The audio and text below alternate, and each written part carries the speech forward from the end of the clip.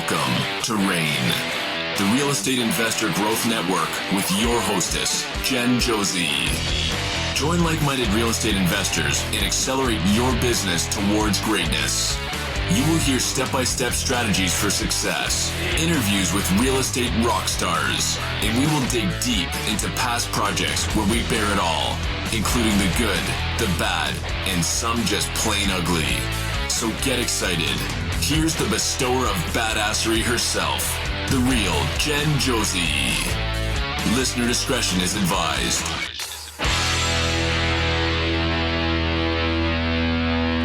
Hi, and welcome back. I'm Jen Josie, creator of RAIN, the Real Estate Investor Growth Network. Whoop, whoop. Today's episode is short and sweet, where I lay down some serious content with step-by-step strategies for success. But before we begin, here's today's badassery bestowment, my little badass gift to you. Today's topic is contingency. When you are evaluating a property and have added all items to the repair estimator, the most important line item is the contingency. The contingency is a percentage of the repair budget added to your total to provide a buffer for any unforeseen expenses during the renovation. If you are less experienced, I would add at least 20% of the repair costs. If you are experienced, we still do a minimum of 10% contingency on all projects. If we are working with a 100-year-old home, we do a minimum of 20% for all the unknowns hidden in those walls. Having that extra buffer in place just may save your profits from going in the dumps. Now, on to today's episode of the Real Estate Investor Growth Network podcast. Today, I will be reading one of my past blogs titled Elevate Your Elevator Pitch. You can find all of my blogs on rainmastermind.com/blog or visit therealjenjosie.com. You will never get a second chance at making a first impression. When I taught middle school 1,000 years ago, on the first day I would deliberately mess up the pronunciation of the students' names as I called roll. This served two purposes. First, seeing their reaction would help me put a face with a name. Second, it would always get a good laugh. At the middle school level, if you mispronounce peanuts, it would take a solid 30 minutes to get their attention back. So there I was, on the first day calling roll. I came to Andrea Lutka, and instead I say Andrea Lucky. I have Bailey Coffin, but instead say Bailey Coffin so hard she needs a cough drop. I have an Irish boy named Barry Kane, but instead I call him Blarney Kane. Nick Roses becomes Everything's Coming Up Nick Roses. Laughs are filling the room as the students continue to correct me. Then I get to this name, Daniel McEldowney. I replaced it with Daniel Mechalekahai, and I look over the top of my attendance book. I will never forget what happened next. This little red-headed boy stands up, puts his hands on his hips, and says, "You're the first to ever get it right." Oh my goodness, I immediately melted. From then on, everyone called him Mecca. When you have an opportunity to meet a new person that could benefit your business, you need to be prepared to grab their attention just like Mr. Mecca. The best way to do this is to use an elevator pitch. With a little practice, you can have a prepared 30-second script ready to impress just about anyone. By taking the time to write out every word, you can have the confidence to promote your business with a future team member or private money lender or potential seller. According to Wikipedia, an elevator pitch is a short description of an idea, product, or company that explains the concept in such a way that any listener can understand it in a short period of time. The three most important components of an elevator pitch are the who, what, and why you would like the other person to know about you.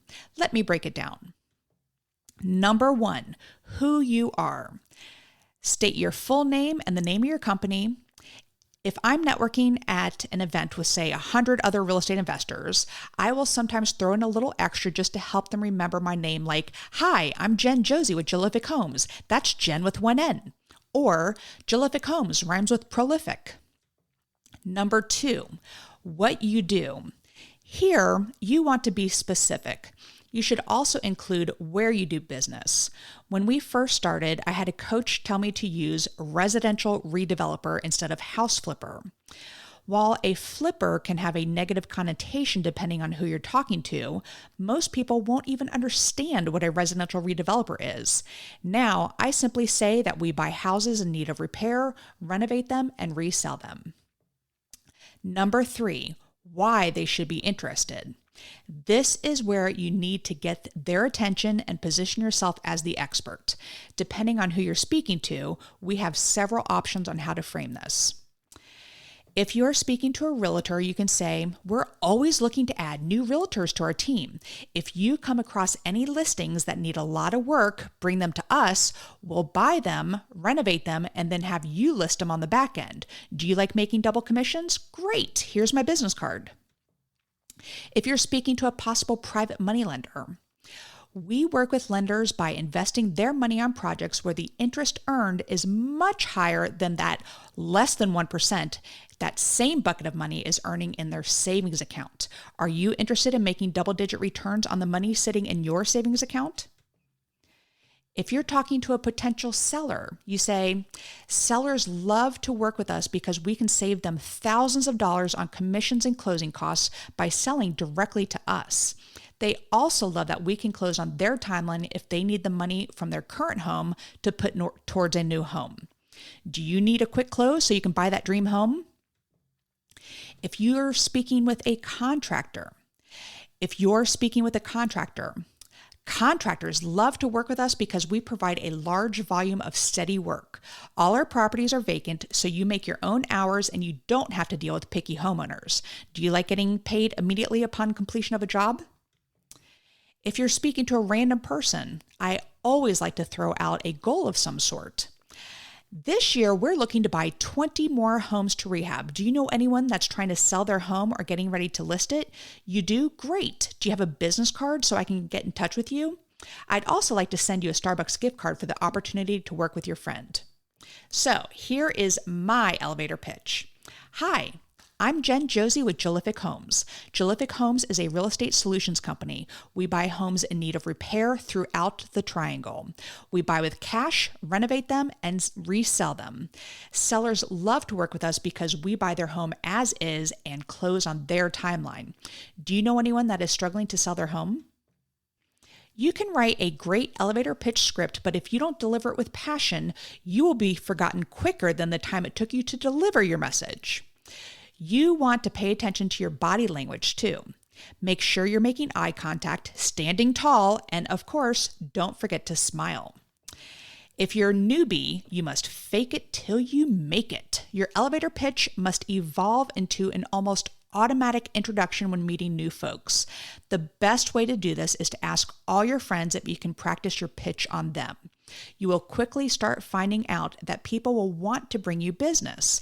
If you say to them, my goal is to rehab 8 homes this year, do you know anyone trying to sell their home? Be ready for them to respond with 2 or more possible leads.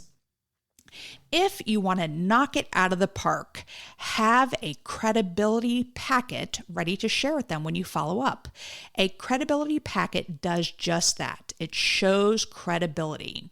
You got their attention with your elevator pitch. Now you need to seal the deal with potential lenders, sellers, or potential team members. You should have a credibility packet for each one of the situations mentioned previously. Call the private money lender packet a lending program. You can call the realtor or contractor credibility packet, join our team. If you're working with a seller, you can call it real estate solutions experts. With just a little preparation, you can turn that first encounter into a lasting impression. Now go out there and ride your elevators. As of right now, the only way to go is up. So that is all. Thank you for listening, and we will catch you on the next episode. Now go out there and share your badassery. And don't forget, make it a great day. Take care. Bye-bye. Whoop, whoop. Thank you for listening to RAIN, the Real Estate Investor Growth Network. Be sure to subscribe on your favorite podcasting platform so you never miss an episode. If you need more badassery, you can follow Jen Josie by visiting therealjenjosie.com or become a member of RAIN by registering on rainmastermind.com.